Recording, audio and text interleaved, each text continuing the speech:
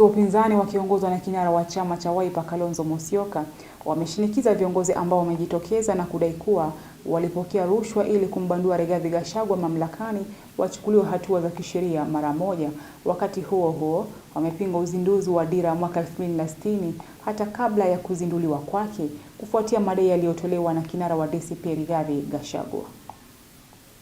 Hatua ya Rais William Ruto kuzindua ruwaza ya kitaifa mwaka wa 2060 imeendelea kupokea upinzani mkali kutoka kwa baadhi ya viongozi wa kisiasa nchini. Viongozi wa upinzani leo hii wakiongozwa na kinara wa chama cha Wiper Party Front Kalonzo Musyoka wakimsuta Rais Ruto kwa mpango huo, wakisema kuwa bado hajatimiza dira iliyoanzishwa ya mwaka 2030. And the idea is not Vision 2060 ya Bwana Ruto.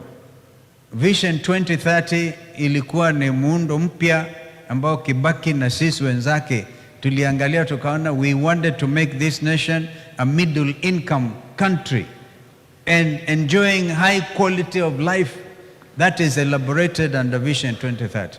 The president a few days ago tried to con Kenyans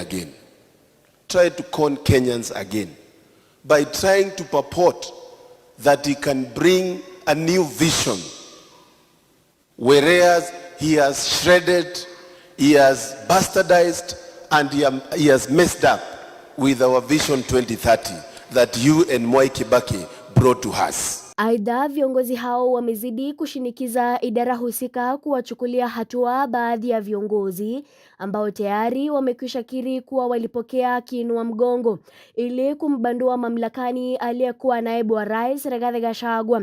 Viongozi hawa wakisema kuwa viongozi kama hao hawapaswi kushikilia nyadhifa za uongozi tena nchini. Yaani kiongozi mmoja kwa bunge amejitokeza wazi kwamba walikuwa wanaongwa wazi waende wakamtoe kwa mamlaka Mheshimiwa Rigathi Gachagua. That admission peke yake inaonyesha wazi Rigathi was improperly impeached. By your own admission, Bwana Junet, umekubali mulifanya makosa. Ikiwa viongozi wenyewe wamekiri hadharani kwamba waliongwa, wao kuanzia na Junet Mohammed should be cited as persons never able, they will never be allowed again to hold public office because wamekubali.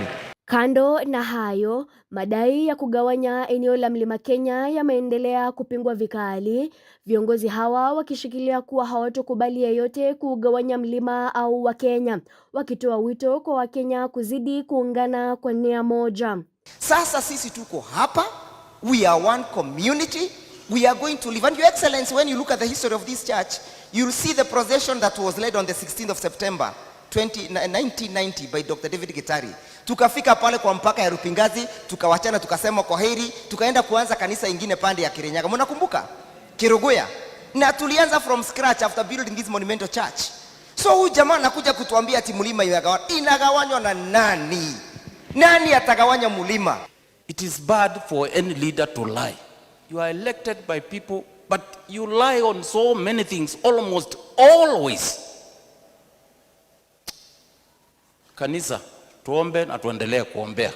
So I think maneno ya Singapore, yes, we need to go to Singapore. Yes, we need a future. But the current leadership, I think, is a no. Mary Kialo, Undugu TV.